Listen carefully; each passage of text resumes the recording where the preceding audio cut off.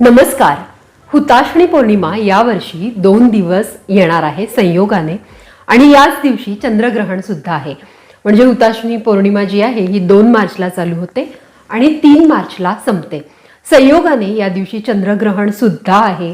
त्यामुळे चंद्रग्रहणाचा वेद काळ, सूतक काळ, पर्व काळ आणि स्पर्श ते मोक्षापर्यंत हा चंद्रग्रहणाचा संपूर्ण काळ आपल्याला भारतामधून पाळायचा आहे. कारण आपल्याकडे भारतामध्ये हे चंद्रग्रहण दिसणार आहे. 2-3 मार्चला होळी सण सुद्धा आलेला आहे. 3 मार्चला धुलिवंदन आहे. तर होळी साजरी करायची आहे का, कशी साजरी करायची, धुलिवंदन साजरं करायचं आहे का, याविषयी सगळी माहिती. ग्रहणाचा सूतक काळ कधीपासून चालू होतो, गर्भवतींसाठी कधी आहे आणि आपल्यासारख्या सामान्य लोकांसाठी, सशक्त लोकांसाठी हा ग्रहणाचा वेध कधीपासून चालू होतो, ही सगळी माहिती अगदी याच व्हिडिओमध्ये. ग्रहणाच्या वेळा, भारतातली ठिकाणं, ग्रहण कसं पाळायचंय, होळी आपल्याला प्रज्वलित करायची आहे की नाही, धुलिवंदन साजरं करायचं आहे की नाही, ही सगळी माहिती या एकाच व्हिडिओमध्ये तुम्हाला मिळणार आहे. जसं मी तुम्हाला सांगितलं, भारतामध्ये हे चंद्रग्रहण लागू होत असल्याने, दिसणार असल्याने याचे सर्व नियम, वेधादी नियम हे आपल्याकडे मान्य होणार आहेत. तसेच व्हिडिओच्या शेवटी गर्भवतींच्या मनातले प्रश्न देखील आपण घेणार आहोत. त्यामुळे सर्व प्रश्नांची उत्तरं तुम्हाला या एकाच व्हिडिओमध्ये मिळणार आहे. या व्हिडिओ मार्फत चॅनलवर नवीन आला असाल तर चॅनलला सबस्क्राईब करा आणि सोबतचं बेल आयकॉन दाबायला देखील विसरू नका. चला तर मग सुरू करूया व्हिडिओला. यावर्षीची हुताशणी पौर्णिमा जी आहे ही 2 मार्चला सायंकाळी 5:55 सोमवारी सुरू होते आणि दुसऱ्या दिवशी म्हणजे 3 मार्चला ज्या वेळेला ग्रहण आहे त्या दिवशी सायंकाळी 5:07 ही हुताशणी पौर्णिमा संपणार आहे. म्हणजे या पौर्णिमेचा जो वेळ आहे हा 2 आणि 3 तारखेला आहे. आता तुमच्या मनातल्या सगळ्यात महत्वाच्या प्रश्नाचं उत्तर मी देते, ते म्हणजे मग होळी करायची आहे का? कारण पौर्णिमा तर हुताशणी पौर्णिमा चालू होते आणि ती दुसऱ्या दिवशी संपणार आहे. तर होळी आपल्याला प्रज्वलित करायची आहे का? होळी सण साजरा करायचा आहे का? कारण तुम्ही म्हणाल हुताशणी पौर्णिमा ही 3 मार्च पर्यंत आहे, तर मग उदय तिथीप्रमाणे होळी 3 मार्चला साजरी केली पाहिजे. तर मग ही होळी आपण साजरी करायची आहे का? आता 3 मार्चला आपल्याकडे ग्रस्तोदित चंद्रग्रहण दिसणार आहे. ग्रस्तोदित म्हणजे काय? ज्या वेळेला चंद्रग्रहण भारतामध्ये सुरू होणार आहे त्यावेळेला जे चंद्रबिंब उदयास येणार आहे ते ग्रस्त झालेले, म्हणजे ग्रहण लागलेलेच आपल्याला बघायला मिळणार आहे 3 मार्चला. त्यामुळे 3 मार्चला आपल्याला होळी साजरी करायची नाहीये. कारण 3 मार्चला चंद्रग्रहणाचे सर्व नियम, वेद काळ आपल्याकडे मान्य आहे. म्हणून 3 मार्चला आपल्याला होळी साजरी करायची नाहीये. 3 मार्चला प्रदोष सुरू होण्यापूर्वी ही जी हुताशणी पौर्णिमेची जी तिथी आहे ती संपणार आहे आणि म्हणूनच धर्मसिंधू या ग्रंथात नमूद केल्याप्रमाणे आपल्याला प्रदोष काळात म्हणजे 2 मार्चला होलिका प्रज्वलित करायची आहे. 2 मार्चला आपण होळी साजरी करू शकणार आहोत. चंद्रग्रहण, ग्रस्तोदित चंद्रग्रहण आणि होळी याचा काहीही परस्पर संबंध यावर्षी नाही. त्यामुळे होळी आपण छान साजरी करू शकतो आणि म्हणूनच होलिका दहनासाठी या चंद्रग्रहणाचा कुठलाही अडथळा 2 मार्चला नाही.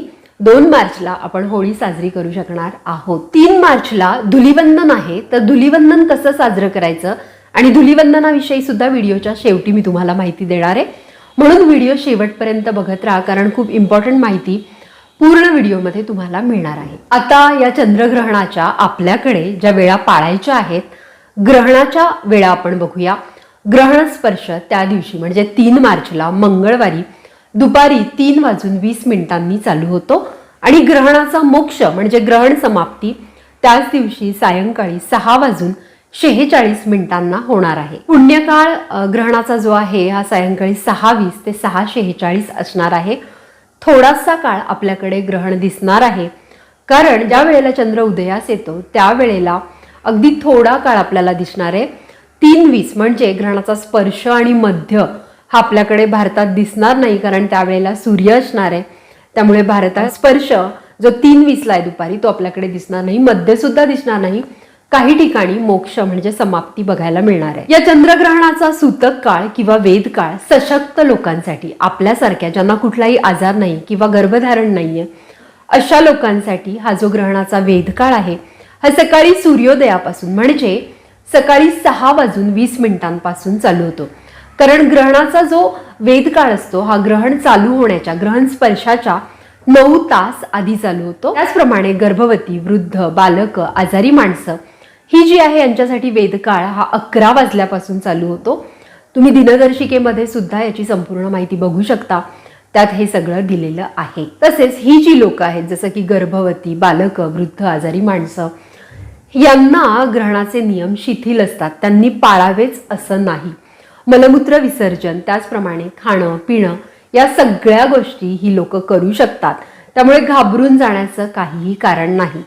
आता हे ग्रहण पाळायचं असेल तर या लोकांनी कसं पाळावं ते देखील आपण पुढे बघूया. परंतु तुम्ही जर सशक्त असाल आणि ग्रहणाला मानत असाल, काही रूढी परंपरा या तुमच्या घरात असतील तर सशक्त लोकांनी ग्रहणाचे नियम पाळण्यास हरकत नाही. पण तरीही मी तुम्हाला सांगेन, हे जे ग्रहणाचे नियम असतात हा वैयक्तिक प्रश्न स्वतःच्या मानसिक समाधानासाठी आहे. ग्रहणाचे कुठलेही नियम ज्याला सायंटिफिक बॅकअप नाही ते नाही पाळणे तरी सुद्धा चालू शकतात. परंतु धार्मिक दृष्ट्या, आध्यात्मिक दृष्ट्या या काळात पठन पाठन, मंत्र अनुष्ठान, तुम्ही जर नाम घेतला असेल, मंत्र घेतला असेल, गुरुमंत्र असेल तर याचं जे अनुष्ठान, याच्या नामाचं पुरस्चरण जर तुम्ही केलं तर त्याचं फळ जे आहे कैक पटींनी पर्व काळात वाढतं. म्हणून याचं पुण्यदायी फळ मिळावं या अपेक्षेने धार्मिक आध्यात्मिक दृष्ट्या तुम्ही मंत्र अनुष्ठान करू शकता किंवा मोबाईलवर तुम्ही एखादा मंत्र लावून त्याचं श्रवण करू शकता. हनुमान चालीसा, गणपती स्तोत्र, अथर्व शीर्ष, शिवस्तुती, शिवस्तोत्र, देवीचे स्तोत्र, कुठलंही आध्यात्मिक पाठपठन, रामायण महाभारत सुद्धा वाचू शकता. अगदी काहीच नसेल, नामही घेतलं नसेल, मंत्रही घेतला नसेल तर तुम्हाला जो आवडतो, तुमच्या ज्या इष्टदेवतेचा मंत्र असेल, ओम गणगणपते नमः, ओम नमः शिवाय, कुठल्याही एका नामाचं तुम्ही जप करू शकता, पुरस्चरण करू शकता. याचं फळ कैकपटींनी वाढतं असं सांगितलेलं आहे.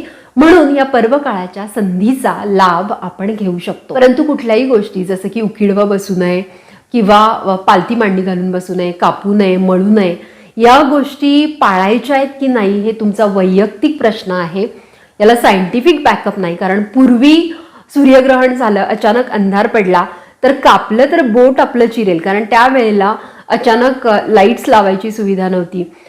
परसाकडे जायचं असेल, टॉयलेटला जायचं असेल तर बाहेर जावं लागायचं.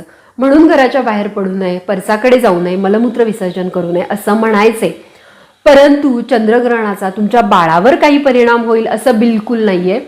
सूर्यग्रहणाचाही बाळावर, गर्भावर काही परिणाम होईल असं नाहीये. तुमचं बाळ तुमच्या गर्भाशयातल्या पिशवीत अतिशय सुखरूप आहे.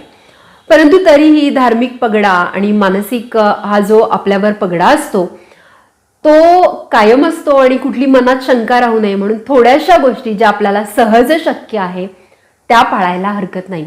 परंतु तरीही हा वैयक्तिक प्रश्न आहे, कसं पाळायचं, किती प्रमाणात पाळायचं हे तुम्ही ठरवू शकता. आता आपण बोलूया धुलीवंदनाविषयी. पूर्वी ना मला आठवतंय माझ्या लहानपणी धुलीवंदन हे रंग लावून आपल्याकडे खेळलं जायचं नाही. महाराष्ट्रामध्ये आपण रंगपंचमीला रंग खेळायचो. आता सिनेमांचा प्रभाव म्हणा किंवा उत्तरेकडील जी लोक धुलीवंदनाला रंग खेळतात तर तो प्रकार आपल्याकडे यायला लागलाय आणि बरीच लोक धुलीवंदनाला रंग खेळतात. खरं तर धुलीवंदन, धूल म्हणजे काय, जी होलिका आपण पेटवतो, होली प्रज्वलित करतो, त्याची जी राख असते त्या राखेवर पाणी तापवून थोडीशी राख अंगाला लावून आपल्याला अंघोळ करायची सांगितलेली आहे आणि त्याला धुलीवंदन म्हणतात. त्या राखेच्या वंदनाला धुलीवंदन म्हणतात, ना की आपण जो रंग खेळतो.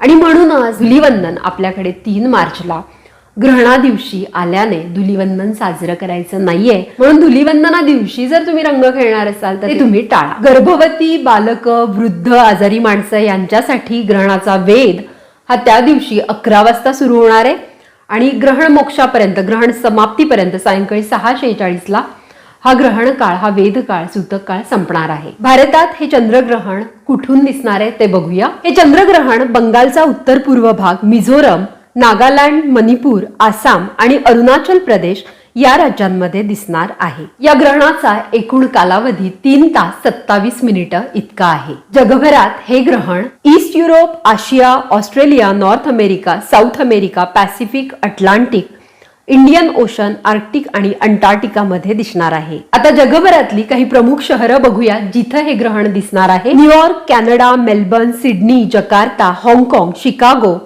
Washington DC, Bangkok, Singapore, San Francisco, Los Angeles, Shanghai, San Salvador, Tokyo, Mexico, Brisbane, Beijing, Brazil, Argentina, Santiago, Dhaka, New Delhi, Mumbai, Tashkent, Uzbekistan, Pune इत्यादी ठिकाणी हे ग्रहण दिसणार आहे. गर्भवती, वृद्ध, आजारी माणसे यांनी एका ठिकाणी बसू नये, मलमूत्र विसर्जनाचे आवेग रोखून धरू नये, जेवू शकता, खाऊ पिऊ शकता, कुठल्याही गोष्टीने गर्भावर परिणाम होता कामा नये. त्याचबरोबर तुमची औषधं, गोळ्या हे देखील नियमाप्रमाणे तुम्ही खाऊ शकता.